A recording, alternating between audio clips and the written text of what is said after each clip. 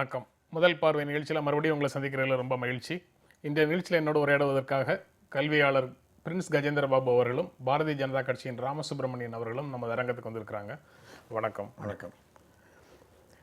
ஜல்லிக்கட்டு சட்டத்துக்கு தடை விதிக்க உச்சநீதிமன்றம் மறுப்பு அப்படிங்கிற செய்தி இன்று பரவலாக நாளிதழ்களில் இருக்குது.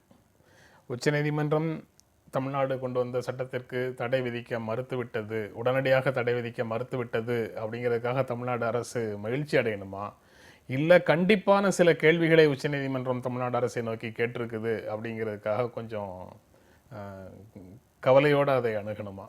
எப்படி பார்க்குறீங்க அதை? தமிழ்நாடு அரசு அப்படின்னு எடுத்துக்கிட்டோம்னா அவங்க அது கவலையோடு தான் அணுகணும். ஏன்னா அவுட்ரைட்டாக அவங்க ஒப்புதல்னு ஒன்று கொடுத்துடல. இப்போ இப்போதைக்கு தடை விதிக்க மாட்டோம் அப்படின்னு தான் சொல்லியிருக்கிறாங்க. ஏற்கனவே ஒரு வழக்கில் அவங்க தீர்ப்பு கொடுக்க வேண்டியது இருக்குது. கூட இந்த சட்டத்தை அவங்க எப்படி பார்க்க போகிறாங்க அப்படின்ற அந்த விஷயங்கள் இருக்குது. ஆனால் தமிழ்நாடு அரசை பொறுத்த வரைக்கும் மகிழ்ச்சி அடைவதற்கு பதிலாக எச்சரிக்கை உணர்வு தான் ரொம்ப அதிகமாக இருக்கணும் அப்படின்னு நான் ஃபீல் பண்ணுறேங்க. நீங்கள் எப்படி சார் பார்க்குறீங்க? முதல்ல நான் ஒரு வழக்கறிஞர், ஒரு பொருளாதாரம் படித்தவன், அதோட நம்ம ஒரு சமூக ஆர்வலர் என்ற வகையிலேயே பேச விரும்புகிறேன். கட்சி சார்ந்து கூட நான் பேச விரும்பவில்லை.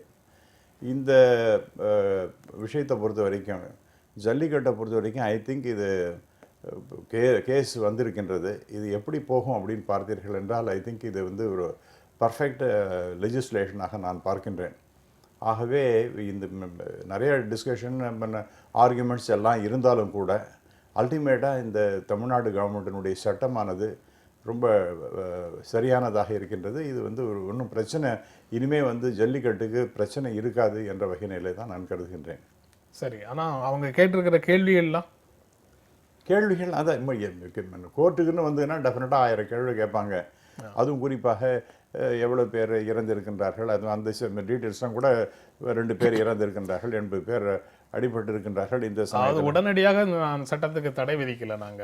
ஆமா, ஆனா 2014 நாங்க கொடுத்த தீர்ப்புக்கு எதிராக இருக்கிறது இந்த சட்டம் அப்படிங்கிறது அவங்க அப்சர்வேஷன்.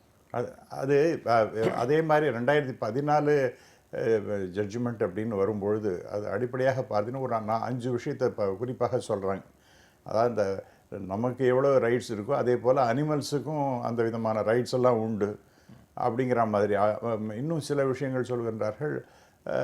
இந்த இந்த அந்த மாடுகளுக்கு துன்புறுத்தல் என்பது இருக்கின்றது அப்படிங்கிறதெல்லாம் பற்றியெல்லாம் அந்த ஜட்ஜ்மெண்ட்டை ரொம்ப தெளிவாக சொல்லியிருக்கின்றார்கள். அதே நேரத்தில் அதே ஜட்ஜ்மெண்ட்டில் தான் நானும் குறிப்பிடுகின்றேன், மாநில அரசுக்கு இந்த சட்டம் இயற்றுவதற்கு அதிகாரம் உண்டு. ஆர்டிகல் 254(2) விதிப்படி அப்படிங்கிற மாதிரி சுப்ரீம் கோர்ட் ஜட்ஜ்மெண்ட்லேயே ரொம்ப தெளிவாக இருக்கின்றது.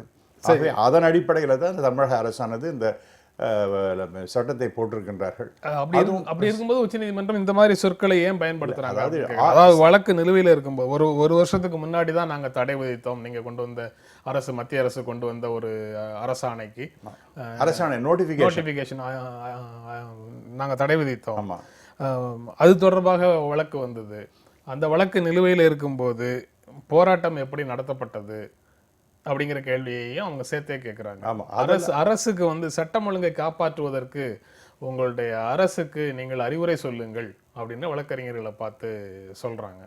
இது எல்லாமே சாதாரணமாக கடந்து செல்லக்கூடிய வாக்கியங்கள் அப்படின்னு பார்க்கலாம் சார். அது நான் பல உச்சநீதிமன்றம் சும்மா சொல்லுது, அதெல்லாம் காதுலயே வாங்கிக்க வேண்டாம்னு நினைக்கிறேன். டெஃபினட்டாக அது ஒரு டெஃபினட்டாக அப்சர்வேஷன்ஸ் தான். அதெல்லாம் ஒரு இந்த காரணமாக ஜட்ஜ்மெண்ட் வேறு விதமாக எதிராக வரும் அப்படிங்கிற மாதிரி these are all called as obiter dicta. இந்த கோர்ஸ் ஆஃப் அந்த ஆர்குமெண்ட்ஸ் அதெல்லாம் சொல்லும்போது சில ஆப்சர்வேஷன்ஸ் இந்த கோர்ட்டு செய்யும். அதனாலே அதன்படியே முடிவு வந்துரும்லாம் சொல்ல முடியாது. முடிவு எப்படி வந்தாலும் அடிப்படையில் இந்த அப்சர்வேஷனில் ஒரு டெமோக்ரஸிக்கு எதிரான ஒரு குரல் இருக்கிறத நம்ம பார்க்கணும். சட்டம் ஒழுங்கை காப்பாற்றுவது மட்டும் அரசனுடைய கடமை இல்லை, மக்களுடைய உணர்வுக்கு மதிப்பு கொடுக்கறதும் ஒரு நல்வாழ்வு அரசுடைய கடமை. ஒரு மக்கள் திரள் வெளியில் வர்றாங்க அப்படின்னு சொன்னால் நீங்கள் இராணுவத்தை பயன்படுத்துவீங்களா, போலீஸை பயன்படுத்துவீங்களா, துப்பாக்கி பயன்படுத்துவீங்களா வீட்டுக்குள்ளே போன்னு சொல்கிறதுக்கு? நான் வீட்டுக்கு போக மாட்டேன், என்னோடய கோரிக்கை நிறைவேறணும்னு மக்கள் நிற்கும் பொழுது ஒரு அரசு என்ன செய்யணும்னு உச்சநீதிமன்றம் எதிர்பார்க்குது? இங்கே என்ன சட்டம் ஒழுங்கு மீறின சம்பவம் என்ன நடந்துருச்சு? கடைசி நாள் சம்பவத்தை தவிர அதற்கு முன்னாடி எதுவுமே நடக்கலை. அப்படி இருக்கும் பொழுது அப்படி ஒரு அப்சர்வேஷன்றது ஒரு உச்சநீதிமன்றத்திலேருந்து யாரும் வந்து எதிர்பார்க்க முடியாது. குடியரசுத் தலைவராக இருந்த மேதகு KR நாராயணன் அவர்கள் குடியரசுத் தலைவர் மாளிகையில் அமர்ந்து குடியரசினுடைய பொன்விழா ஆண்டில் ஒரு பேட்டி கொடுத்தார்.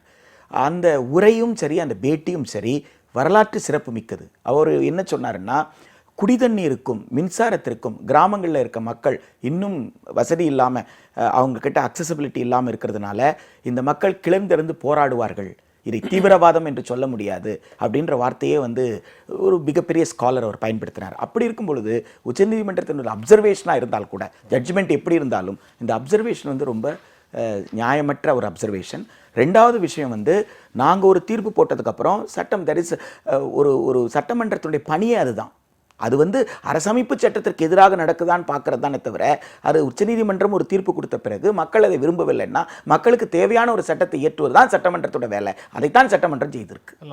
அதை அவங்களே சொல்கிறாங்க. அதாவது தமிழ்நாடு அரசு தரப்பு வழக்கறிஞர்கள்ட்ட பேசும்போது ஒரு டோன்லையும், வழக்கு போட்டவர்களிடத்துல பேசும்போது வேற ஒரு டோன்லையும் அவங்க கேட்குறாங்க. அதாவது அவங்க கிட்ட இருக்கிற பாயிண்ட்ஸை வெளியில் கொண்டு வர்றதுக்கு பேசின மாதிரி தெரியுது. அது ஜல்லிக்கட்டு சட்டத்தை ஏன் எதிர்க்கிறீங்க அப்படின்னு சொல்லி விலங்குகள் நல வாரியத்திட்ட கேட்குறாங்க.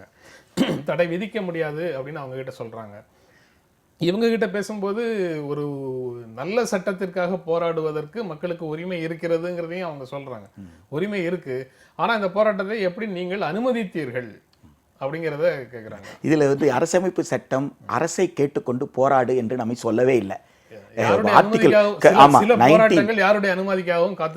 அதாவது தேச விரோதமாகவோ அல்லது தேசத்துக்கு எதிராகவோ ஒரு அரசினுடைய ஆட்சியை சீர்குலைக்கிற மாதிரி இருந்தால் தான் அதற்காக சில நடவடிக்கை எடுக்கலாம்னு சொல்லியிருக்காங்களே தவிர, மக்கள் வந்து தங்களுடைய விருப்பங்களை வெளிப்படுத்துவது it's only expression, freedom of எக்ஸ்பிரஷன்றது கான்ஸ்டியூஷனில் கொடுத்துருக்கிற ஃபண்டமெண்டல் ரைட்ஸ். அந்த ஃபண்டமெண்டல் ரைட்ஸை ஒரு கவர்மெண்ட் வந்து எப்படி வந்து கண்ட்ரோல் பண்ண முடியும்? கவர்மெண்ட் வந்து அந்த மாதிரி வந்து கண்ட்ரோல் பண்ண முடியாது. ரெண்டாவது, நீங்கள் வந்து உயிர்களை காப்பாற்றுவது அப்படின்னு நீங்கள் வந்துட்டா, அப்போ நீலகிரி மலையில் இருக்கிற தேயிலை தோட்டத்தெல்லாம் நீங்கள் வந்து முதல்ல நிறுத்த வேண்டியதாக இருக்கும். ஏன்னா பிறப்போக்கும் எல்லா உயிருக்கும் நான் வள்ளுவேன். அப்போ அங்கே இருக்கக்கூடிய பூச்சி, தாவரம் இதெல்லாம் காப்பாற்றுவதற்கு இனிமேல் நீங்கள் ரசாயன பொருட்களை பயன்படுத்தாதீர்கள். ஒரு மலை முழுக்க வந்து ஒரே செடியை நீங்கள் பயன்படுத்தினீங்கன்னா அப்புறம் எப்படி அங்கே இருக்கிற பூச்சியெல்லாம் போயிடும்? அந்த அளவுக்கு ஆழமாக போவதற்கு நாம் தயாராக இருக்கிறோமா அப்படின்றதான் கேள்வி. அப்புறம் அப்சர்வேஷன் ஒன்றாக இருக்கும், விசாரணையின் போது சொல்லக்கூடிய வார்த்தைகள் ஒன்றாக இருக்கும், தீர்ப்பு வேறு ஒன்றாக இருக்கிறதுக்கு வாய்ப்பு இருக்குது. அதனால் அப்சர்வேஷனை பெருசாக எடுத்துக்கொள்ள வேண்டியது இல்லை அப்படின்னு அது ஒரு இன்சிசிவாக கேட்பாங்க சார். இந்த கோர்ட்டில் பேசும்பொழுது அதாவது உங்களை வந்து ரொம்ப டீப்பாக உங்களுடைய ஆன்சர் என்ன அப்படின்னு கேட்கறதுக்காக ஒரு incisive questions would be definitely asked. அந்த விதத்தில் தான் சுப்ரீம் கோர்ட் இது மாதிரி அவங்களையும் கேட்குறாங்க, இவங்களையும் கேட்குறாங்க. அதனால நிறைய என்ன உண்மைகள்லாம் வெளியில் வரணும், இதில் என்ன சப்ஸ்டான்ஷியேட் பண்ணுறதுக்கு அவங்க சார்பில் என்ன விஷயங்களாக சொல்லுகின்றார்கள், இவங்க சார்பில் என்ன சொல்லுகின்றார்கள் அப்படின்னு. அப்புறம் ரெண்டாவது பாயிண்ட்டு, இந்த இன்றைக்கி வந்திருக்கிற செய்தியின்படி 2016 போட்ட அந்த நோட்டிஃபிகேஷன் அதை வித்ட்ரா பண்ணுறதுக்கு பர்மிஷன் கொடுத்துருக்காங்க. ஆகவே அது ஒரு முக்கியமான செய்தியாக இருக்கின்றது. அதனால் இதெல்லாம் பார்க்கும்போது இது வந்து நடைமுறை தான். இது ஒன்றும் நண்பர் சொன்னது போல் போராட்டம்னு வந்து கொடுத்தோன்னா அது வந்து எல்லாரையும் கேட்டுன்னு தான் போராடணும்லாம் அவசியம் கிடையாது. இது வந்து அடிப்படையாக நம்முடைய ஃபண்டமெண்டல் ரைட், எங்களுடைய கலாச்சாரம், பண்பாடு இவைகள்லாம் நமக்கு சொல்லப்பட்டிருக்கின்றது as a matter of fundamental right, அடிப்படை உரிமைகள்ங்கிறது. அரசை கேட்டுக்கொண்டு போராட்டம் நடப்பதில்லை, உச்சநீதிமன்றத்தினுடைய அனுமதி வாங்கிட்டு போராட்டங்கள் நடப்பதில்லை அப்படின்றது வந்து புரிந்து கொள்ளக்கூடியது தான். ஆனால் கடந்த கால நிகழ்வுகளிலிருந்து எடுத்து பார்த்தாலும் சரி, இனி ஒருவேளை நடக்காமல் இருக்கணும் அந்த மாதிரிலாம் பார்க்குறதா இருந்தாலும் சரி, அது போன்ற சட்டத்தை மீறிய கடுமையான பரவலான போராட்டங்கள் விரும்பத்தகாத நிகழ்வுகளில் தான் போய் முடிஞ்சிருக்குதுங்கிறதையும் பார்க்க முடியுது.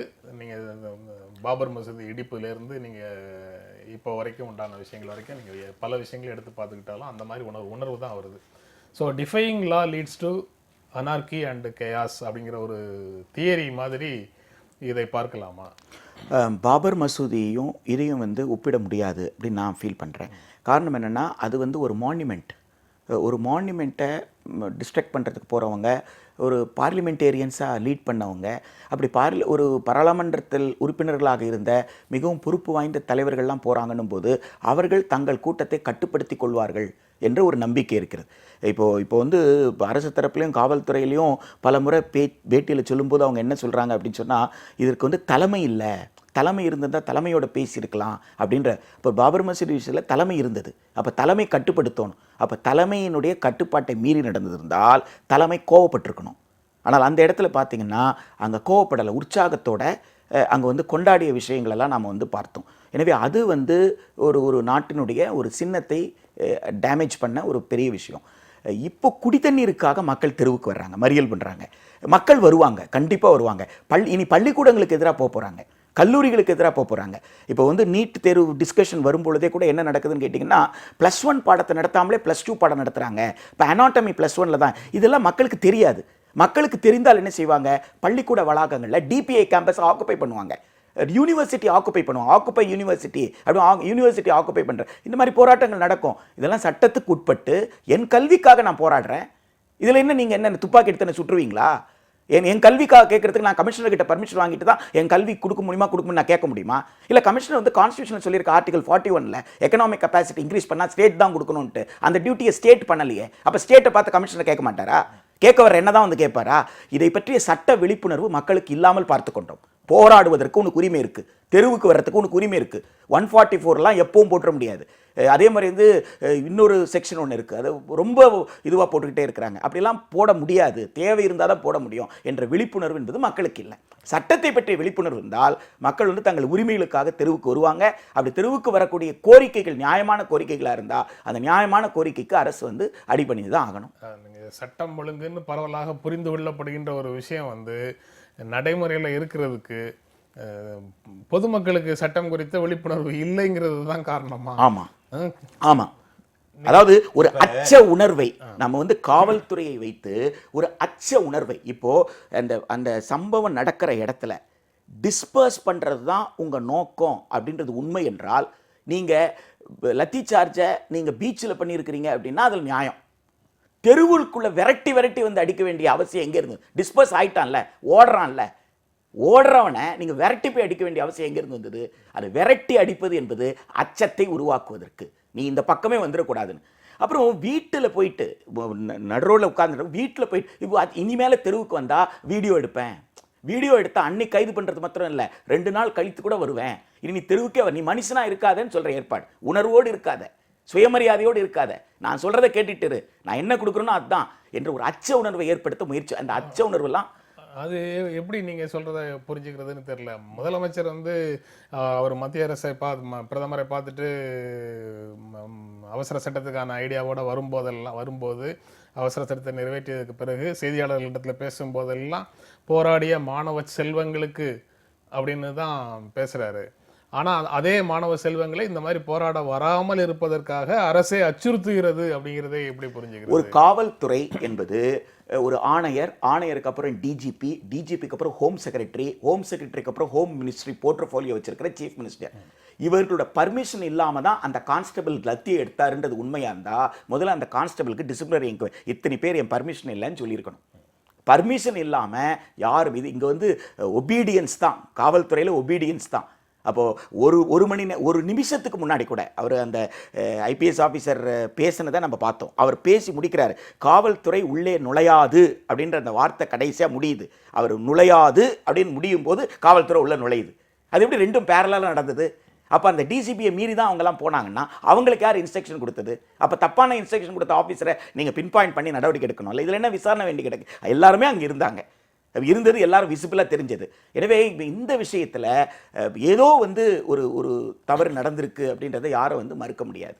சார், இந்த போராட்டங்கள் அப்படிங்கிறது 2வது நாள்லேயே நான் சொன்னேன் இது வந்து சரியான பாதையில் போகாது அப்படிங்கிற மாதிரி இந்த ஆரம்பித்த பிறகு என்னுடைய கணிப்பு என்னென்னா, நான் பல தொலைக்காட்சிகள்லையும் சொன்னேன்.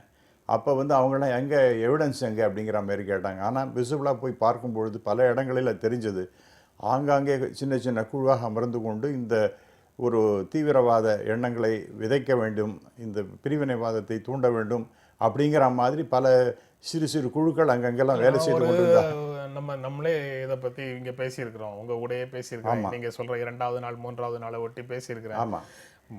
உச்சநீதிமன்ற தீர்ப்புக்கு எதிராக போராட தூண்டுவது, தடையை மீறி சட்டம் இது ஜல்லிக்கட்டை நடத்தினால் ஆதரவு தருவேன் என்று சொல்வது போன்ற விஷயங்களும் சட்டத்திற்கு எதிரானவையே.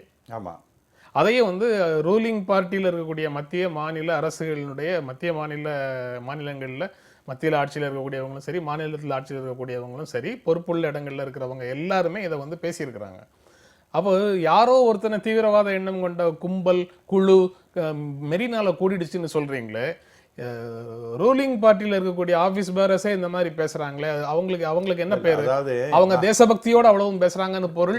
அதாவது மெரினால வந்து பேசுற சின்ன பையங்க மட்டும் அல்லது இளைஞர்கள் மட்டும் தேச விரோதிகள்னு பேர். அதாவது மக்களுடைய ஆஸ்பிரேஷன்ஸ் ரொம்ப இம்பார்ட்டன்ட் சார். அதாவது மக்களுக்கு இது தேவை அப்படின்னு சொல்றாங்க. எங்களுடைய கலாச்சாரம், இது எங்களுடைய பண்பாடு, இது வந்து 5000 வருடத்துலேருந்து தொன்று தொட்டு நடக்கின்ற ஒரு பண்பாட்டு பதிவு இது, இதை நாங்கள் தொடருவோம் அப்படின்றாங்க. அதற்கு சில முட்டுக்கட்டைகள் தொடர்ந்து வந்து கொண்டிருந்தன. ஆனால் அது எப்படி சரி செய்யறது அப்படின்னு பார்க்கும் பொழுது பல்வேறு விஷயங்கள் நீங்க மக்களுடைய உணர்வுன்னு நீங்க சொல்ற அதே விஷயத்தை ரெப்ரசன்ட் பண்ணி தானே பீச்சில் இருக்கிற இளைஞர்களும் இல்லை நான் சொல்லலை. அதாவது நான் எல்லாரையும் நான் சொல்லவே இல்லை, தயவுசெய்து புரிந்து கொண்டு. அன்னைக்கு நான் சொன்னது தான் இப்பவும் சொல்லுகின்றதும் அதுதான். அதாவது பெரும்பாலான மக்கள் இளைஞர்கள் அப்புறம் அவங்க வந்து அப்படி ஒரு போராட்டத்துக்கு போகலாம் அப்படிங்கிற உணர்வை, தடையை மீறி எதுவும் செய்யலாம் அப்படிங்கிற உணர்வை முதல்ல யாரிடமிருந்து அது உருவாகுது? ஆட்சியில் இருக்கக்கூடியவர்கள் அதே மாதிரி பேசினாங்களா, பேசலையா? இல்லை, நான் இல்லைன்னு சொல்லலை. நீங்கள் வந்து என்ன ஸ்பெசிஃபிக்காகவே சொல்லணும்னா இதை வந்து தடையை மீறி இந்த ஜல்லிக்கட்டு நடத்தப்படுமே ஆனால் அதை நான் வரவேற்கின்றேன் என்று சொன்ன முதல் மனிதர் என்னுடைய ஞாபகத்தை என்னென்னா உயர் திரு இல கணேசன் அவர்கள் குறிப்பிட்டார்கள் என்று நான் கருதுகிறேன். என்னோட ஞாபகம் சரியாக இருந்ததுன்னா. ஏனென்றால் இது வந்து 3 வருஷமாக நடத்தணும் நம்முடைய உணர்வுகளுக்கு மதிப்பளிக்க வேண்டும் அப்படிங்கிற மாதிரி எல்லாரும் சொன்னாங்க. ஆனால் ஏதோ விதத்தில் தடைப்பட்டு போயிட்டே இருந்து. அப்போ எப்போ தான் சரி பண்ணுறேன், ஏதோ ஒரு ஸ்டம்பிளிங் பிளாக் இருந்து கொண்டே இருக்கின்றது அப்படிங்கிறது. இன்கேஸ் அது மாதிரி செய்தார்கள் என்றால் கூட நாங்கள் வரவேற்போம் அப்படிங்கிறது. இருங்க, நான் ஒரு முடிச்சிடுறேன். அது சில விஷயங்கள் என்கிட்ட கேட்டுட்டு நாம் பதில் சொல்லணும் இல்லையா? ஆகவே அதே நேரத்தில் அது வந்து தடையை மீறி நடக்கிறது அப்படிங்கிறது நடந்தால் நான் வரவேற்பின்கின்றேன் அப்படிங்கிற மாதிரி சொன்னார். அதுக்கு பொருள் என்ன சார்? அது அந்த மாதிரி ஒரு இன்ஸ்டிகேஷனே இல்லை, மாறாக அப்படி அந்த மாதிரி நடந்தால் அது வந்து நாம் தடை செய்ய முடியாது. மக்களுடைய தீர்ப்பை மகேசன் தீர்ப்புங்கிற மாதிரி மக்களுடைய அபிலாஷைகளை நாம பூர்த்தி செய்யணும். அது அந்த தூண்டுதல்ல தான் சார் அந்த நான் ஒரு வெர்ஷன், நான் சொல்றது ஒரு நேரேஷன், ஒரு வெர்ஷன். அது அப்படியே உண்மையா இருக்கணும்னு அவசியம் இல்லை. இந்த தூண்டுதலின் அடிப்படையில் உள்ள வந்தவங்க ஏராளமான ஆட்கள் வராங்க. அதுல ஒரு சிலர் வந்து இப்ப நீங்க சொல்ற மாதிரியான கருத்துக்களையும் அங்க பேசுறவங்களாக இருக்கிறாங்க. ரைட். இப்ப என்ன ஆயிப்போச்சு, நீங்க டைவர்ஷன் ஆயிப்போச்சு சார். அதாவது நம்முடைய ஜல்லிக்கட்டு நடத்த வேண்டும் அப்படிங்கிற அந்த ஒரு சிங்கிள் பாயிண்ட் அஜெண்டாங்கிறது அங்க வேற விதமா தேச விரோதமான செய்கைகள், அதாவது தேசிய கொடியை எரிக்கிறது, இந்த ஆர்குமெண்ட் உட்பட தொடர்ந்து இந்த 10 நாட்கள் அப்பெல்லாம் அதிகமா இந்த 10 நாட்கள்ல நீங்க 2வது நாள் சொல்றீங்க, நான் 1வது முதல் நாள் 2வது நாள் 3வது நாள்ல இருந்து இந்த 10 நாட்கள்ல இது தொடர்பாக பேசிய பல இடங்கள்ல இந்த ஆர்குமெண்ட்டுக்கு தேவையான பதிலை இதே நிகழ்ச்சிகளுக்குள்ள பேசி இருக்கிறோம்னு வச்சுக்கோங்க. ஒரு பெரும் ஓட்டத்தோட வருகின்ற நதியில பல இடங்கள்ல சாக்கடைகள் கலந்தாலும் ஆற்றுக்கு பெயர் ஆறு தானே தவிர சாக்கடை இல்லை அப்படின்னு இங்க பேசியிருக்கிறோம். அது கொஞ்சம் அந்த கலந்த இடத்தை தாண்டி கொஞ்சம் தூரம் தள்ளி வரும்போதே ஆறு வந்து நீட்டாக வந்து சேர்ந்துரும். இல்ல அப்படி அர்த்தம் இல்ல சார். அதாவது இப்ப நீங்க வந்து கூவ கூட இன்னைக்கு எப்படி ஆயி போச்சு, அதாவது முன்னாடி இருந்த கூவத்தை பத்தி மெரினால இருந்தவங்க கூவம்னு சொல்றீங்களா? மெரினால இருந்தவங்க அவ்வளவு பேரையும் கூவம்னு டெஃபினட்டா சொல்லவே மாட்டேன். இல்ல நீங்க யாரோ ஒரு சிலர்னு நான் சொன்னேன். யாரோ ஒரு சிலர் மிகப்பெரிய அளவுக்கு யாரோ ஒரு சிலர்னு தானே சார் சொல்றீங்க? ஆமா, அது பெரிய போர் சார். இது ஒரு சின்ன ஒரு மிகப்பெரிய வைக்க போர் இருக்கு. அதுல வந்து பொறி பட்டா என்ன ஆகும்? ஆகவே அந்த இடத்தை பயன்படுத்தி பொறி எங்க இருந்து முதல்ல படுதுங்கிறது தேச விரோத இந்த மாதிரி கும்பல்லாம் வரும்போது தேச விரோத சக்திகள் தன்னுடைய அஜெண்டாவை இம்ப்ளிமெண்ட் பண்றதுக்காக இந்த மாதிரி மாஸ் கேதரிங்கை யூஸ் பண்ணி கொண்டிருக்கிறார்கள். அவர்களுக்கு பேசலாம் சார், பேசலாம். ஆமா, 2 விஷயங்களை பார்க்க வேண்டியது இருக்கு. ஒண்ணுங்க, ஒரு அமைச்சர் பாஜகவை சார்ந்த ஒருவர் தமிழ்நாட்டிலிருந்து தேர்ந்தெடுக்கப்பட்ட எம்பி, அவர் வந்து அமைச்சராக இருக்கிறாரு. அவருக்கு தமிழ்நாடு உணர்வுலாம் தெரியுதுன்னா அவர் அமைச்சரவையில் போயிட்டு ஐயா நாம் அந்த காட்சி விலங்கு பட்டியலிருந்து இதை எடுத்துட்டா போகிறோம், இதை கொண்டு போய் 9th ஷெட்யூலில் வச்சுட்டா போகிறோம் அப்படின்ற விஷயத்தை சொல்லி சர்வசாதாரணமாக அதை முடித்து அவர்கள் வந்து நல்லது பண்ணியிருக்கலாம். அப்படி பண்ணியிருந்தால் அது பக்கத்தில் அண்டை மாநிலங்களுக்கு கூட அது ஒரு இப்போ அண்டை மாநிலத்தில் போராடிட்டு இருக்காங்க. எல்லா போராட்டத்துக்கும் இப்போது எதை சட்டப்படி செய்யணுமோ சட்டப்படி செய்ய வேண்டிய இடத்துல இருந்தவங்க சட்டப்படி செய்யாமல் மக்கள் போராடுவதற்கு காரணமாக இருந்தாங்கன்னு ஒரு பக்கம். ரெண்டாவது, நீங்கள் காளமாட்டை காப்பாற்றணும்னா விவசாயத்தை காப்பாற்றணும். விவசாயத்தை காப்பாற்றணும்னா உலக வர்த்தக அமைப்பிலேருந்து நீங்கள் வெளியில் வரணும். உலக வர்த்தக அமைப்பிலேருந்து வெளியில் வரணும்னா அது வந்து மத்திய அரசாங்கம் அந்த பேச்சுவார்த்தையிலிருந்து விவசாயத்திற்கு மானியம் கொடுக்க வேண்டியதில்லை, சப்போர்ட் ப்ரைஸ் கொடுக்க வேண்டியதில்லைன்னு போடுற கண்டிஷன்லாம் போட்டால் விவசாயினால் வாழவே முடியாது. எனவே இது விவசாய வாழ்வாதாரத்தோடு சேர்ந்ததுன்னு சொல்லும் பொழுது அவர் நிச்சயமாக காளமாட்டு மாத்திரம் பேச மாட்டாங்க. முதல்ல வந்தவங்க உணர்வோடு காளமாட்டோடு வந்திருக்கலாம். அடுத்தடுத்து வந்து காளமாடுன்னா விவசாயம் வேண்டும், விவசாயம் வேணும்னா உலக வர்த்தக அமைப்பிலேருந்து வரணும், சந்தையிடம் விவசாயத்தை ஒப்படைக்காத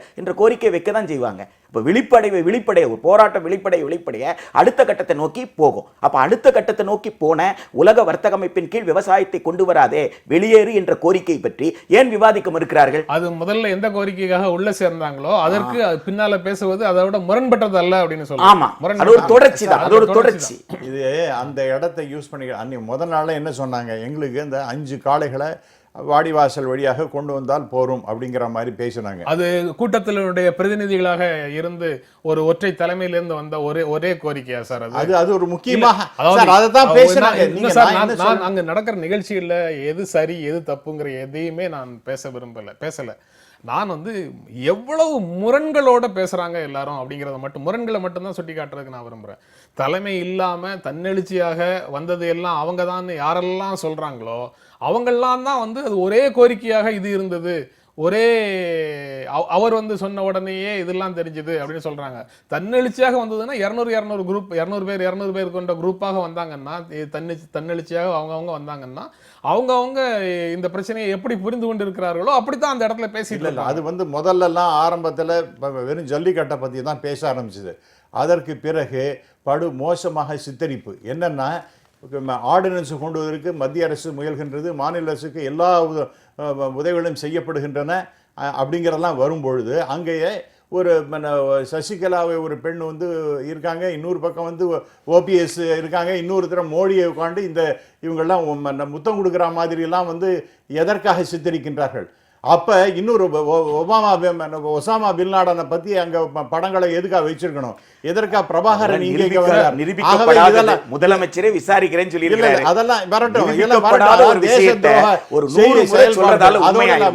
நாம வந்து போலீஸ்காரரை பத்தி பேசணும். எஸ், அது மக்களுக்கு பிரச்சனை வரும்பொழுது அதை நாம பேசணும். அதுல நான் ஒன்றும் சொல்லவே இல்லை. இல்ல எக்ஸசிவ் ஆக்ஷன் இருந்ததுன்னா அதை நாம வந்து நிச்சயமா ஆக்ஷன் எடுக்கணும். அதே சமயத்துல பெண் போலீஸ்காரர் என்ன வந்து மொலஸ்டேஷன் நடந்தது அப்படின்னு கதறாங்களே, அதுக்கு என்ன அர்த்தம்? அப்ப வந்து அவங்க இந்த போலீஸ்னா ஒண்ணு, பொதுமக்கள்னா ஒண்ணு, அவங்களுக்கு குறைபாடுகள்னா ஒண்ணு, இவங்களுக்கு கேள்வி கூத்துகள் நடக்குது, இவங்களை வந்து கேவலமா நடத்தலாம். நாங்க ஒன்னும் சிலருடைய குற்றச்சாட்டுகளை தான் விசாரிக்கணும், சிலருடைய குற்றச்சாட்டுகளை விசாரிக்க கூடாது. ரொம்ப சந்தோஷம்.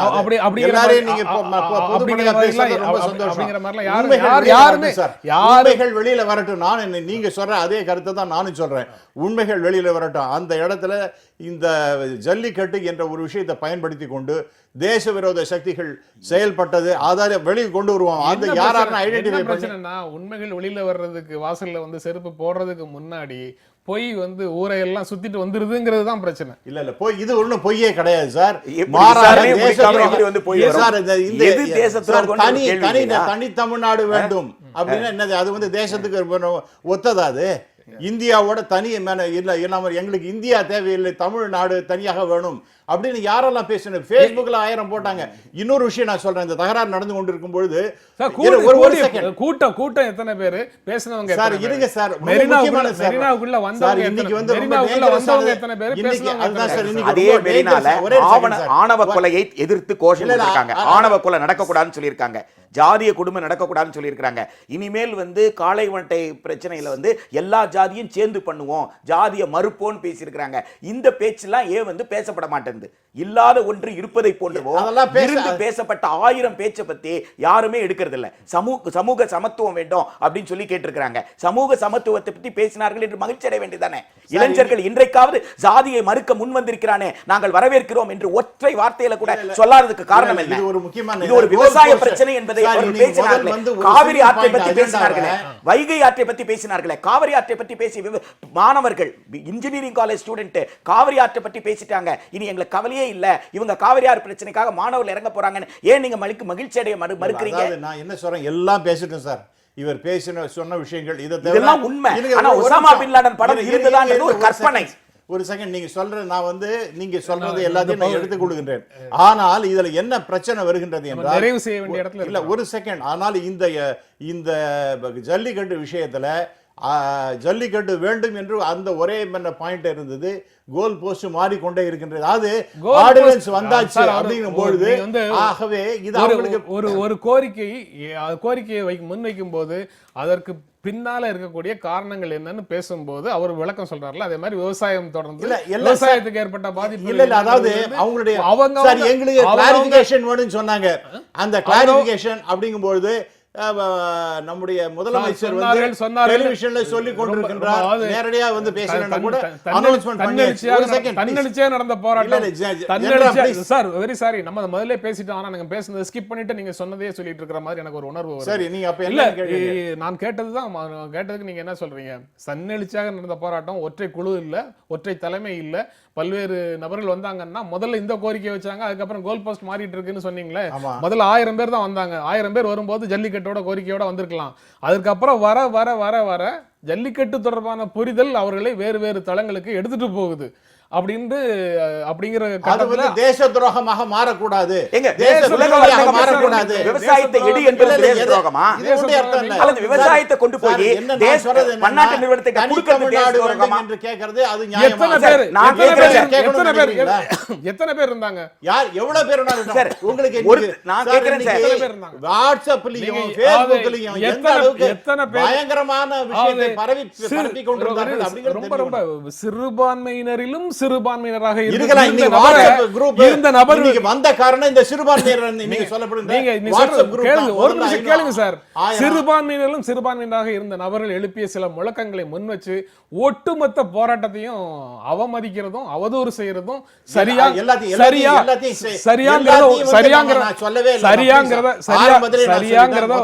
சரியாங்கிறத உங்ககிட்ட விட்டுறேன்.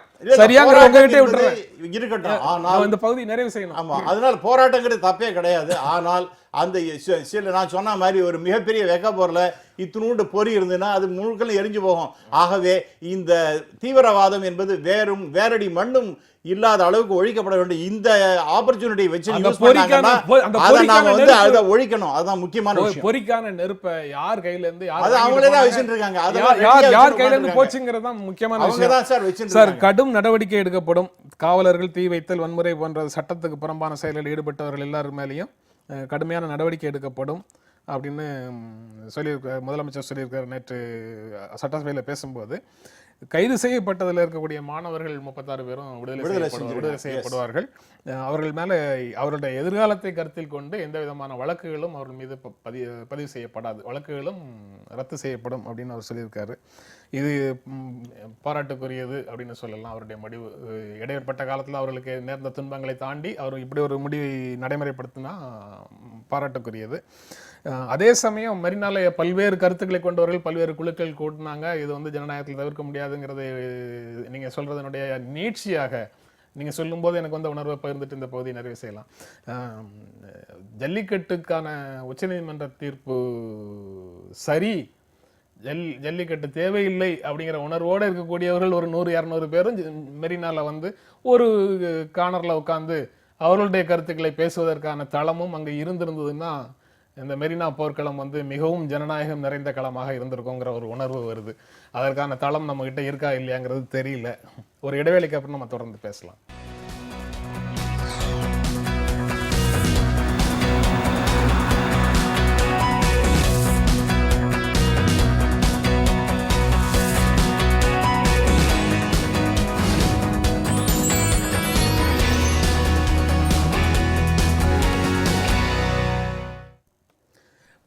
17ஆம் தேதி நீட் நுழைவுத் தேர்வு அப்படின்னு சிபிஎஸ்சி அறிவிச்சிருக்குது.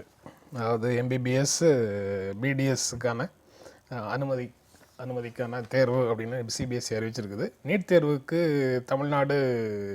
தமிழ்நாட்டை விலக்க வேண்டும் நீட் தேர்வுக்குள்ளே இருந்து அப்படின்னு சொல்லி நேற்று சட்டப்பேரவையில் அரசு தரப்பில் ஒரு மசோதாவும் தாக்கல் செய்திருக்கிறாங்க. 2 செய்திகளும் முக்கியமான செய்திகளாக இன்று இருக்குது.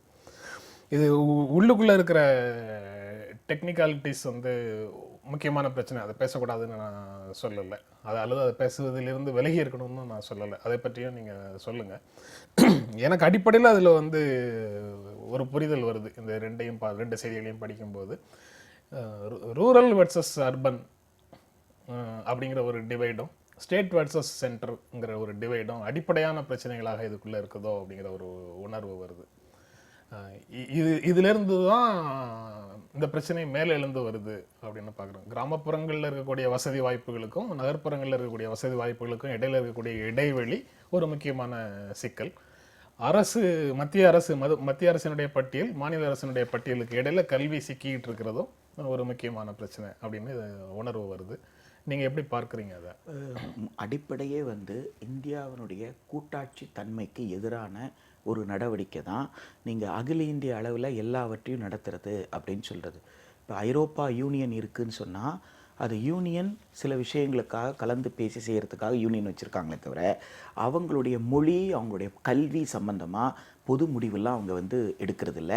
அந்தந்த நாடு தான் எடுக்குது. இது உலகத்தில் எல்லா இடத்துலையும் இருக்கக்கூடிய நியதி தான். இந்தியா ஒரு கூட்டாட்சி தத்துவத்தின் அடிப்படையில் இயங்கக்கூடிய ஒரு நாடு. அப்போது மாநிலங்களுக்குன்னு சில உரிமைகள் இருக்குது. அந்த மாநிலத்தின் உரிமையை தமிழ்நாடு எப்படி இதுவரை பயன்படுத்தி இருக்கு அப்படின்னு பார்த்தீங்கன்னா 1950 இந்தியாவினுடைய குடியரசு அரசமைப்பு சட்டம் நடைமுறைக்கு முதல் 10 ஆண்டில் மத்திய அரசாங்கம் கல்வியை அடிப்படை உரிமை ஆக்க முடியாது. காரணம், இந்தியாவுக்கு பொருளாதார நிலை இல்லைன்ட்டாங்க. அதாவது தொடக்க கல்வியை அரசு கொடுக்க முடியாதுன்ட்டாங்க. அந்த 10 ஆண்டு காலத்தில் தமிழ்நாடு என்ன செய்ததுன்னு கேட்டால், கர்ம வீரர் காமராஜர் முதலமைச்சராக இருக்கும் பொழுது 3 கிலோமீட்டருக்கு ஒரு தொடக்கப்பள்ளி, 5 கிலோமீட்டருக்கு ஒரு உயர்நிலை பள்ளி என்று எல்லா இடத்துலையும் பள்ளிக்கூடத்தை திறந்தாங்க. அரசு தான் திறந்தாங்க. அரசு சீருடை கொடுத்தாங்க, அரசு மதிய உணவு கொடுத்தாங்க, நோட்டு புத்தகம் கொடுத்தாங்க, பிள்ளைகளை படிக்க வச்சாங்க. அதோடு மட்டும் காமராஜர் நிற்கலைன்றது தான் ரொம்ப முக்கியமான விஷயம். அவர் காலத்தில் மருத்துவ கல்லூரி 1959 பார்த்தீங்கன்னா செங்கல்பட்டில், தஞ்சாவூரில் மருத்துவக் கல்லூரிகள், கேஎம்சி சென்னையில் இருக்கிற கேஎம்சி பிஎஸ்எம்எஸ் கல்லூரியாக இருந்தது, எம்பிபிஎஸ் கல்லூரியாக மாறினது அவர் காலத்தில் 1960. அதைத் தொடர்ந்து மதுரை, கோயம்புத்தூர் என்று மருத்துவக் கல்லூரிகளை தொடர்ந்து அதுக்கப்புறம் வந்த ஆட்சிகள் தொடர்ந்து, அது திராவிட முன்னேற்ற கழகமாக இருந்தாலும் அனைத்து இந்திய அண்ணா திராவிட முன்னேற்ற கழகமாக இருந்தாலும் மருத்துவக் கல்லூரிகளை அவங்க திறந்து 24 தமிழ்நாடு அரசு நடத்தும் மருத்துவக் கல்லூரிகள். அதுலேயும் பார்த்தீங்கன்னா ஃபீஸு சுமார் 20,000 ரூபா, 23,000 இருந்தால் ஒரு வருஷத்துக்குள்ளே நீங்கள் ஃபீஸ் கட்டிடலாம். இதெல்லாம் எப்படி சாத்தியப்பட்டது? மாநில அரசு கூட்டாட்சி தத்துவத்தின் அடிப்படையில் தனக்கு இருக்கக்கூடிய கொள்கை முடிவு எடுக்கக்கூடிய இதிலிருந்து எடுத்தாங்களே தவிர மாநில அரசுக்கு நல்ல பணம் இருந்துச்சு அதனால் அவங்க பண்ணிட்டாங்க. நல்ல பல நெருக்கடிக்கு இடையில் இது செய்யப்பட்டது. தேவைகள் அறிந்து அவசியமானது. இப்போ கோரிக்கை என்னன்னா, மாவட்டத்திற்கு ஒரு மருத்துவக் கல்லூரி வைக்கணும்னு ஒவ்வொரு அரசியல் கட்சியும் இந்த தேர்தல் அறிக்கையில் சொல்கிற அளவுக்கு இது முன்னேறி இருக்கு. இந்தியாவினுடைய பல மாநிலங்களில், குறிப்பாக திரு நரேந்திர மோடி அவர்கள் 12 ஆண்டு காலம் ஆட்சி செய்த அந்த குஜராத் மாநிலத்தை எடுத்து பார்த்தீங்கன்னா, அவர் காலத்தில் ஓப்பன் ஆனதெல்லாம் பிபிபி, பிரைவேட் பப்ளிக் பார்ட்னர்ஷிப்பில் தானே தவிர ஸ்டேட்டே துட்டே இல்லாத போது காமராஜர் தொடங்கியதை போல மாநில அரசே தொடங்கிற மருத்துவக் கல்லூரிகளுடைய எண்ணிக்கை ரொம்ப குறைவு.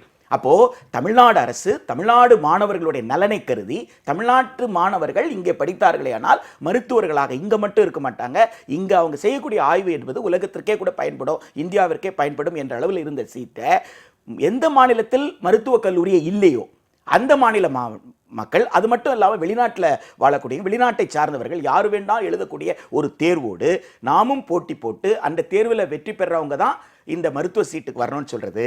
ஒரு மாநில அரசு நடத்தும் கல்லூரியில் எப்படி சேர்க்கையை செய்யணும் நிர்வாக முடிவை எடுப்பதற்கு கூட மாநில அரசுக்கு உரிமை இல்லை என்று சொல்லக்கூடிய விஷயமா தான் இது பார்க்க வேண்டியது இருக்கு. ரெண்டாவது, கிராமப்புற மாணவர்கள் மட்டும் இல்லை, நகர்ப்புறத்தில் இருக்கும் ஏழை மாணவர்கள், நகர்ப்புறத்தில் நடைபாதை குடியிருப்புகள் இருக்கு, எந்த வீடும் இல்லாம நடைபாதையில் வசிக்கிறவன் இருக்கான், அவனும் பள்ளிக்கூடத்தில் படிச்சுட்டு இருக்கான், அவனும் நல்ல மதிப்பெண் எடுத்துக்கிட்டு இருக்கிறான். அப்ப அந்த மாதிரி பிள்ளைகளுக்கெல்லாம் கூட வாய்ப்புகள் இல்லை என்பதையும் கருத்தில் எடுத்துதான் இந்த நீட் தேர்வு என்பது யாரையும் தகுதிப்படுத்தல, தகுதியானதை நிராகரிக்கிற ஒரு தேர்வாக இருக்குன்றதுனாலதான் அதற்கான எதிர்ப்பு வலுத்தது. நீங்க எப்படி பாருங்க? இப்போ நான் நீட்டு தேர்வு வேணுமா வேண்டாமா அப்படின்னு பார்த்தா நானும் ஒரு கல்வியாளர். ஆகவே இந்த வேணுமான்னா இப்போ சத்திக்கு இது வேண்டாம் என்று நான் கருதுகிறேன். ஏனென்றால் இந்த ஒரு இம்பேலன்ஸ் இருக்குது அகில இந்திய அளவில். அதாவது சிபிஎஸ்சின்னு ஐசிஎஸ்சி என்கின்ற வகையிலும் தமிழ்நாட்டை பொறுத்த வரைக்கும் ஸ்டேட் போர்டுங்கிற ஒரு சிலபஸ்ஸு, இது எல்லா இடத்துலையும் இந்த மாறுபாடுகள் இருந்து கொண்டிருக்கின்றன. இந்த நேரத்தில் நீட்டு தேர்வு என்பது நிச்சயமாக நமது தமிழ்நாட்டை சேர்ந்தவர்கள் குழந்தைகளுக்கு பாதிப்பை ஏற்படுத்தும் அப்படிங்கிறது என்னுடைய கருத்து. ஆகவே இந்த நீட்டு தேர்வு இப்பொழுது என்ன செய்யலாம் அப்படின்னு பார்த்தோன்னா, இப்போ வந்து இந்த சட்டத்தை கொண்டு வராங்க. இது வந்து ஒரு விதத்தில் சரி. ஆனால் என்னுடைய பார்வை எப்படி இருக்குன்னா, மருத்துவம் அப்படிங்கிறது பல முக்கியமான இந்த பயாலஜி, ஃபிசிக்ஸ் அண்ட் கெமிஸ்ட்ரி இதில் தான் பரீட்சை நடத்த போகிறாங்க இந்த நீட் எக்ஸாம். அது வந்து இந்திய அளவில், உலக அளவிலும் கூட சொல்கிறேன், எல்லாமே ஒரே மாதிரியான. இப்போ 7ஆம் கிளாஸ் இங்கே படிக்கிறான்னா அதே சிலபஸ் தான் அங்கேயும் இருக்கின்றது. அப்படின்னு இருக்கும் பொழுது முக்கியமான இந்த 3 மெயின் சப்ஜெக்ட்ஸ் இருக்கே, அது வந்து இந்தியா முழுக்களுக்கும் ஒன்றாவே இருக்கணும். அது வந்து என்னுடைய கருத்து. அதனால் அங்கே ஒன்று வேறு இங்கே வேறு, மற்றதெல்லாம் விட்டுடுவோம். மெயின் சப்ஜெக்ட்ஸு இது இங்கே இருக்கக்கூடியது எல்லா இடத்துலையும் அப்படி தான் இருக்கணும். அதை கொண்டு வர வேண்டும். அது கொண்டு வராத வரைக்கும் இந்த நீட்டுங்கிற எக்ஸாம் வச்சோம்னா இம்பேலன்ஸ் இருக்கும். இங்கே இந்த நீங்கள் நண்பர் சொன்ன போல் நிறைய பேர் அங்கேருந்து வருவதற்கான வாய்ப்பு இருக்குது. மற்ற மாநிலங்கள் அங்கேருந்து இங்கே வருவது வாய்ப்பு இருக்குது. அதுவும் நம்ம போஸ்ட் கிராஜுவேஷன் என்று எடுத்துக்கொண்டீர்கள் என்றால் அப்போ யார் வேணாலும் வரலாம். 100% it is open to everybody அப்படின்னு இருக்கின்றது. ஆகவே இந்த நீட்டு தேர்வு என்பதற்கு இப்போ இந்த சட்டம் கொண்டு வந்திருக்காங்களே, இது என்னுடைய பயம் என்னன்னா, இது கன்கரண்ட் லிஸ்ட்டில் இருக்குது.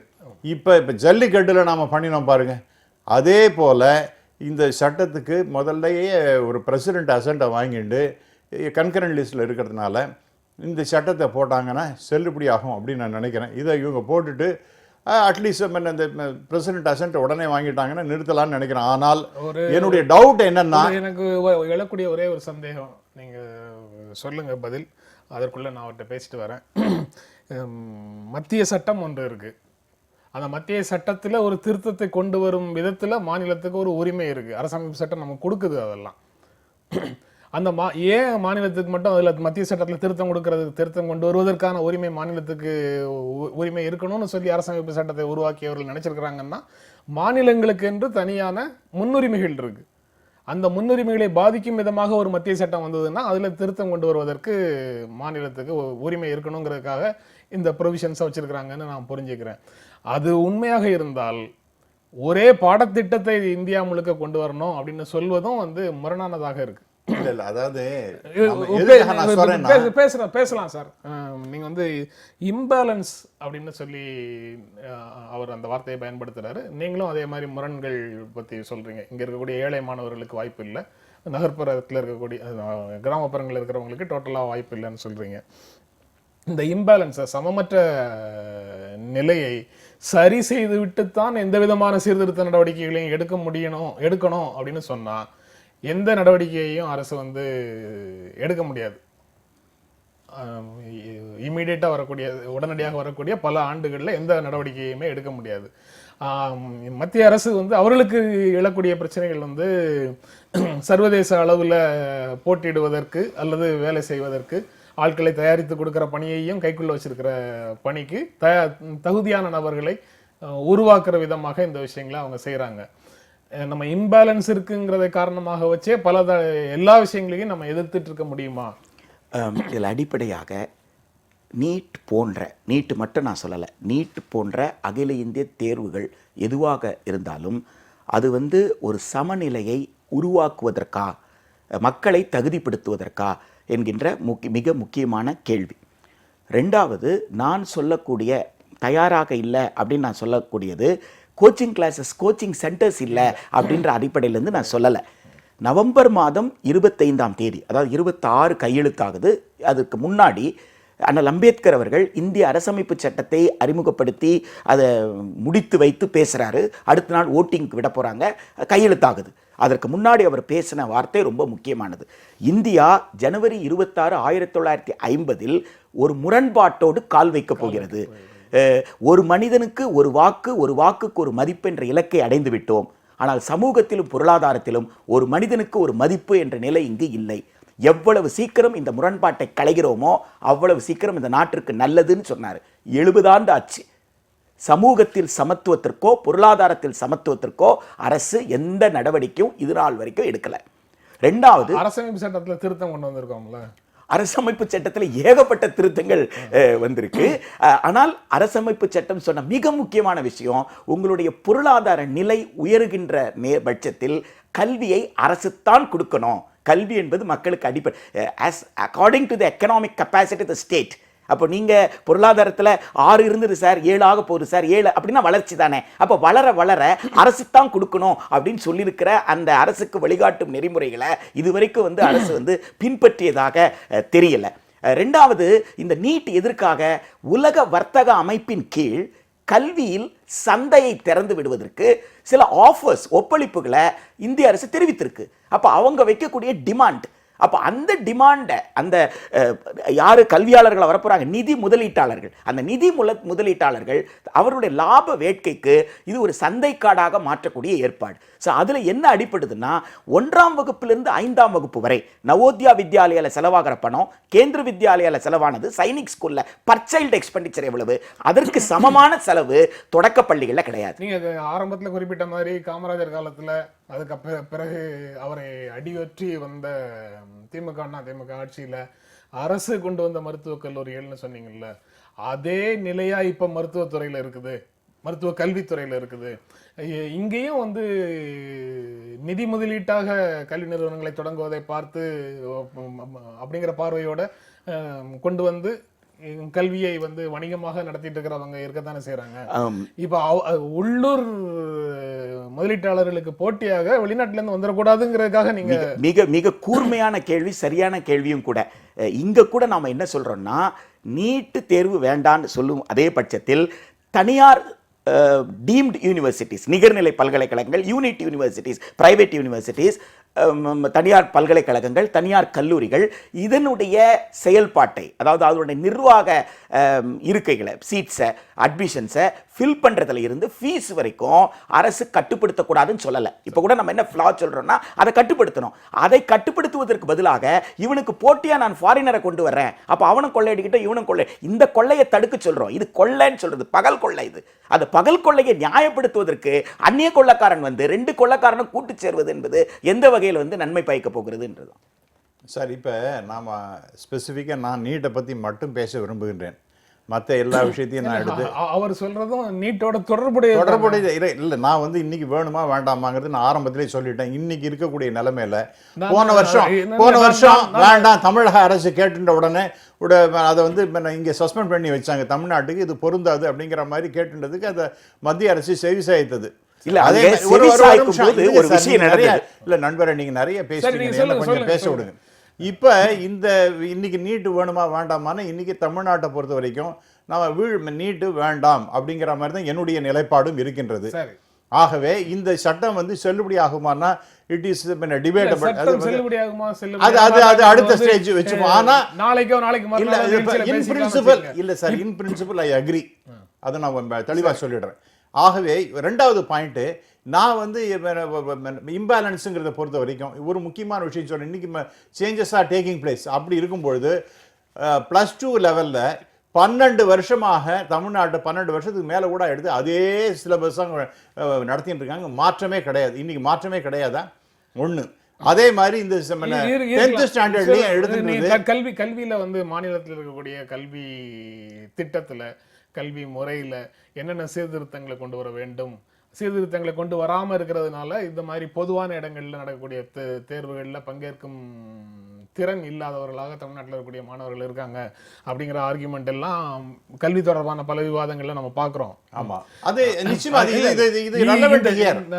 அதை பற்றி நீட்டை பற்றி பேசக்கூடியவர்கள் பேசக்கூடிய பல உரையாடல் நிகழ்ச்சிகளில் அப்படித்தான் பேசிட்டு இருக்கிறாங்க. நான் அதை தாண்டி இதுல வேற ஏதேனும் பிரச்சனை இருக்குதா? சார் இன்னும் இருக்கு சார். இப்ப நீட் எக்ஸாம் வருதுக்கு 2 முக்கியமான பாயிண்ட் சார். அடிப்படையான பிரச்சனைகளை விட்டுட்டு மேலோட்டமான பிரச்சனைகளை பேச வேண்டாம்னு நினைச்சுதான் நான் வந்து சொல்லல.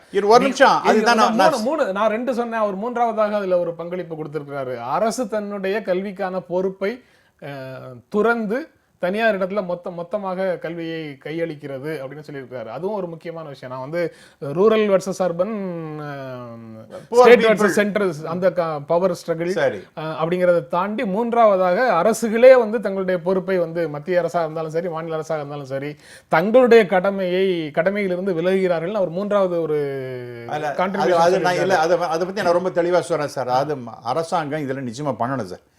எனக்கு பர்சனலா இந்த கல்விங்கிறத பொறுத்த வரைக்கும் அதிகமாக செய்யப்பட இந்த பிரைவேட்டுங்கிறது கொண்டு வந்தே தப்புங்கிறது நான் சொல்றேன். அரசாங்கமே பண்ணிருக்கணும். இது ஏன் பண்ணாம விட்டாங்க? அதை வந்து தட்டி கழிச்சுட்டாங்க. சும்மா புருடா விட்டுட்டு இருக்காங்க. 6% ஜிடிபின்னு சொல்லிருக்காங்க. அது வந்து எப்பவும் வரப்போறது இல்லை. இன்னைக்கும் வருமாங்கிறது எனக்கு தெரியல, எப்போ வரும்னு தெரியல. ஆகவே அந்த ஆங்கிளில் நான் வந்து அரசாங்கம் டெஃபினட்டாக கல்வியில் கொடுக்கறது தான் நல்லது. ஆனால் அதை வந்து தவறு இருக்கின்றார்கள். இது தொடர்ந்து இதுதான் இந்த அநியாயம் நடந்து கொண்டு இருக்கின்றதுங்கிறதுல எனக்கு மாற்று கருத்தே கிடையாது. அந்த அரசாங்கம் கல்வி கொடுக்க வேண்டிய அரசாங்கத்தினுடைய பொறுப்பு மாநில அரசாங்கத்துக்கு இருக்கணுமா, மத்திய அரசாங்கத்துக்கு இருக்கணுமா? ரெண்டு பேருக்குமே இருக்கணும் சார். அங்கதான் இந்த சிக்கல் வருது. இல்ல அப்படி அர்த்தம் இல்ல. அது எங்க இப்ப வந்து ஃபெடரல் செட்டப் அப்படின்னு நான் சொல்றேன்னா, யூனிட்டரி செட்டப்னு வச்சிருந்தாலும் ஃபெடரல் செட்டப்னு வச்சிருந்தாலும் மத்திய அரசு தேவையான அளவிற்கு, போதுமான அளவிற்கு மாநில அரசுக்கு கொடுக்கணும். ஏன்னா இவங்களுக்கு ரிசோர்சஸ் என்பது கொஞ்சம் குறைவு தான் மாநில அரசை பொறுத்த வரைக்கும். ஆகவே அதுக்கு அலோகேஷன் என்பது அதிகமாக இருக்கணும். நான் வந்து ஆரம்பத்திலே சொல்லிட்டேன், 6% ஜிடிபின்னு சொன்னது இருக்கே, அது டெஃபினட்டாக அது கொடுத்தாகணும். அப்படி பண்ணினாலே நிறைய பிரச்சனைகள் தீர்வு இந்த கல்வியை பொறுத்த வரைக்கும். ஆனால் இன்னைக்கு ஏன் இந்த நீட்டு கொண்டு வராங்கன்னா, 2 முக்கியமான விஷயம் சொன்னேன், தயவுசெய்து கேளுங்க. ஒன்று, இந்த நீட்டுனால இன்னைக்கு பிரைவேட்டை பற்றி அவர் சொல்கிறார். அந்த பிரைவேட்டில் அவங்கள வந்து இந்த நீட் எக்ஸாம் இல்லைன்னா அவங்க கொள்ளைங்கிறது ரொம்ப அதிகமாக போய்கொண்டே இருக்கின்றது. அப்போ குவாலிட்டியும் இல்லை. நீங்கள் யாரை வேணாலும் நீங்கள் சேர்த்துக்கலாம். கையில் காசு இருந்தாலும் நீங்கள் வந்து எம்பிபிஎஸ் சேரலாம், பிடிஎஸ் சேரலாம். அது காலங்காலமாக நடந்துட்டு இருக்கிற ஒரு விஷயத்துக்கு திடீர்னு ஒரு நாள் ராத்திரி தூக்கத்துல இருந்து முழிச்சு அங்க கொள்ள நடக்குது, இங்க கொள்ள நடக்குதுன்னு நம்ம பேசுறது வந்து இல்ல அது முக்கியமான விஷயம் sir. The objective of NEET is also one of the objectives is this. Please understand. திடீர்னு முழிச்சுக்கல. ஆகவே அதை பத்தி எப்ப பேசப்பட்டதுன்னா 2012 இருந்து பேசப்பட்டு வருகின்றது. ஆகவே இன்னும் திடீர்னு காலம்பரம் எழுந்து முழிச்சுட்டு இதை செய்யணுங்கிற மாதிரி இல்லை. இன்னைக்கு we are talking in 2017. 2012 இதை பத்தி பேசப்பட்டு வருகின்றது. ஒண்ணு. அடுத்தது என்னுடைய மாநிலத்துக்கு தேவையான அந்த விஷயம் தான் எனக்கு மைண்ட். இல்ல, மாநிலத்தினுடைய முன்னுரிமைகளுக்கு மாறாக மத்திய அரசு வந்து சில இது போன்ற விஷயம் சார் இது நான் திணிக்குது அப்படின்னு சொல்லி இல்ல முக்கியமான விஷயம் ப்ளீஸ் முன்வைக்கிறாங்க. மிஸ்டர் ஜென்ராம், ஒரு விஷயம் நான் பேச வேண்டியது இருக்கு சார். இதுல பேச வேண்டியது இருக்கு, பேசலாம். மாநிலம் வர்சஸ் மத்திய அரசு கல்வி வந்து மாநிலத்தினுடைய பட்டியலிருந்து பொதுப்பட்டியலுக்கு போவதும், அடுத்து படிப்படியாக அது முழுக்க மத்திய அரசினுடைய கட்டுப்பாட்டுக்குள்ள போவதும். ஏன்னா எலிமெண்டரி ஸ்கூல்ல இருந்து ஒரே பாடத்திட்டம் வேணும், முக்கியமான பாடங்கள் வந்து ஒரே மாதிரி இருக்கணும்னு ராமசுப்ரமணியன் மாதிரி நம்பிக்கையோட சொல்றாங்க. இந்த நம்பிக்கையோட நிறைய பேர் சொல்லலாம். அந்த நம்பிக்கைகளுடைய கருத்து வலுப்பெறும் போது அதற்கான முழு முயற்சியையும் அரசுகள் எடுக்க தொடங்கலாம். அது எவ்வளவு தூரம் சரியானதாக இருக்கும்? அது வந்து ஒரு நியாயமற்றதுங்க. இந்தியா வந்து தட்பவெப்ப நிலையினாலும் நிலப்பரப்புனாலும் மாறுபட்டது. தட்பவெப்ப நிலையும் நிலப்பரப்பும் தான் பண்பாட்டை தீர்மானிக்கிறது. அப்போ பண்பாட்டை ஒட்டித்தான் மொழியும் கல்வியும் வந்து உருவாகுது. கல்வியினுடைய அடிப்படையே தெரிந்ததிலிருந்து தெரியாதது தான், நோன் டு அன்னோன். அப்போ அந்த செயல்பாடுன்னு பார்த்தீங்கன்னா பாடத்திட்டம் என்பது அது வந்து எந்த பாடத்தையும் முக்கியமான பாடம்னு நம்ம சொல்லவே முடியாது. மொழி முக்கியமான பாடம் இல்லையா, சமூக அறிவியல் முக்கியமான பாடம் இல்லையா, எல்லா பாடமே முக்கியமான பாடம் தான். ஆனால் பாடம் திட்டத்தை என்ன வேண்டும், எந்த வகையில் பாடத்திட்டத்தை வழிநடத்தி போக வேண்டும் என்று முடிவு பண்ண வேண்டிய அதிகாரம் அது வந்து மாநிலத்துக்கு தான் உண்டு. இதை நான் மட்டும் சொல்லலை. 1993 லேர்னிங் வித்தவுட் பேர்டனில் எஷ்பால் கமிட்டி ரிப்போர்ட்லேயே இது சொல்லப்பட்டிருக்கு. சிபிஎஸ்சி வந்து ஸ்டேட்டில் வந்து ஸ்கூல் நடத்த வேண்டிய அவசியம் கிடையாது, அவங்க தேவைப்பட்ட சென்ட்ரல் கேந்திர வித்யாலயோட நிறுத்திக்கிட்டோம் அப்படின்னு கூட அந்த பரிந்துரை. ஆனால் சதுர்வேதி கமிட்டி அந்த பரிந்துரையை ஏற்றுக்கலை. ஆனால் எஷ்பால் கமிட்டி பரிந்துரையில் இந்த விஷயம் வந்து இருக்கு. எனவே மாநில அரசு தான் தீர்மானிக்க முடியும். இது யூனிட்டரி ஃபார்ம் ஆஃப் கவர்மெண்ட்டாக கொண்டு போகிறதுக்கான ஒரு அடிப்படை. கூட்டாட்சி தத்துவத்திலிருந்து ஒற்றையாட்சிக்கு மாறுவது. இந்த ஒற்றையாட்சிக்கு மாறுவதில் என்ன ஆபத்து இருக்குது அப்படின்னு சொன்னால், உலக வர்த்தக அமைப்பு என்பது நாடுகளை கொண்ட அமைப்பு இல்லை, வர்த்தக பிரதிநிதிகளையும் வர்த்தக அமைச்சர்களையும் கொண்ட நாடு. அங்கே கல்வி அமைச்சர் போகிறதில்ல, பிரதம மந்திரி போகிறதில்ல. அப்போ அந்த குழு சில கோரிக்கைகளை வைக்கிறது, எங்களுக்கு சந்தையை திறந்து விடுங்கன்ட்டு. அப்படி சந்தையை திறந்து விடும்போது மத்திய அரசாங்கம் கையெழுத்து போட்டுட்டு வந்துட்டு மாநில அரசாங்கத்துக்கான விவரமே தெரியாதுன்னு சொன்னா ப்ரொபோசல் எல்லாத்தையுமே கல்வி கண் கொண்டு பார்க்கறது இல்ல, வர்த்தக கண் கட்டு போயிடும். அது மாநில அரசினுடைய மக்களுடைய நலனுக்கு எதிராக போயிடும்.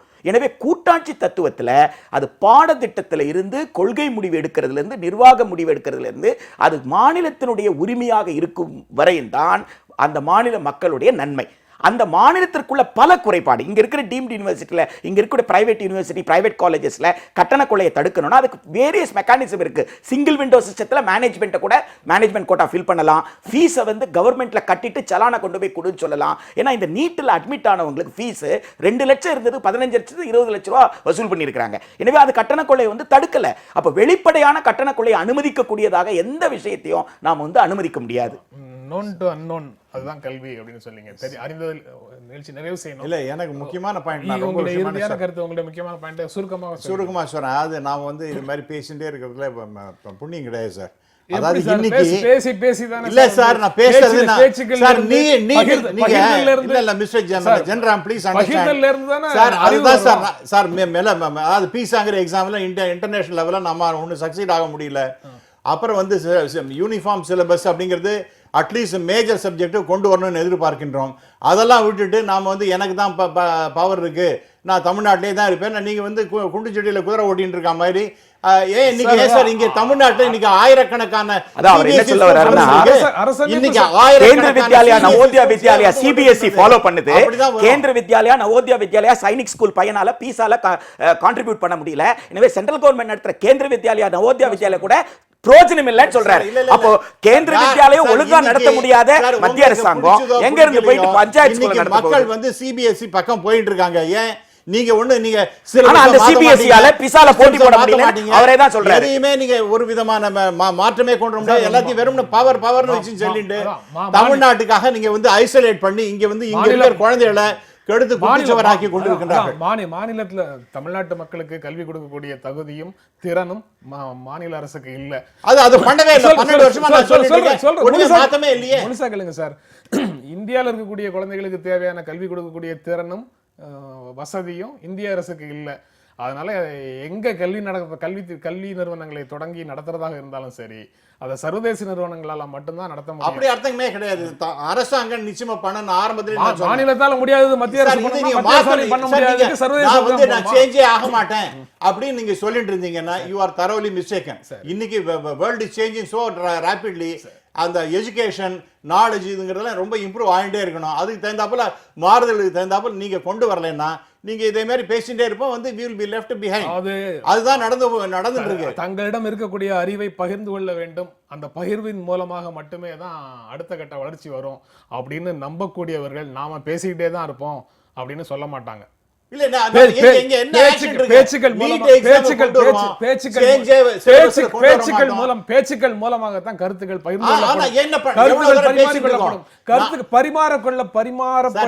பரிமாறப்படுகின்ற கருத்துக்கள் மூலமாக மட்டுமே தான் ஒரு உருப்படியான கருத்து, உருப்படியான முடிவை அதிகாரத்தில் எடுக்க முடியும்.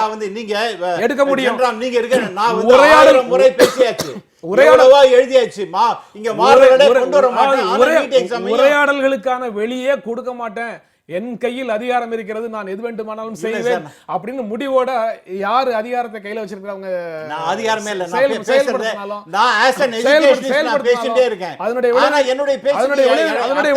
அதனுடைய விளைவுகள் வந்து வேறு விதமாகத்தான் இருக்கும்.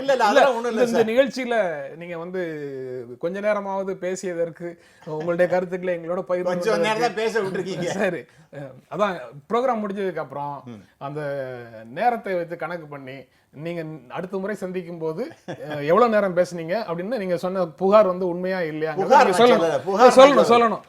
பாசிங் ரெஃபரன்ஸா சொல்லிட்டு போனாலும் அதுக்கு பொருள் அதுதானே. சரி, லீவ் சார் நிகழ்ச்சி நிறைவு செய்யணும், செய்திக்கு வழிவிடணும்.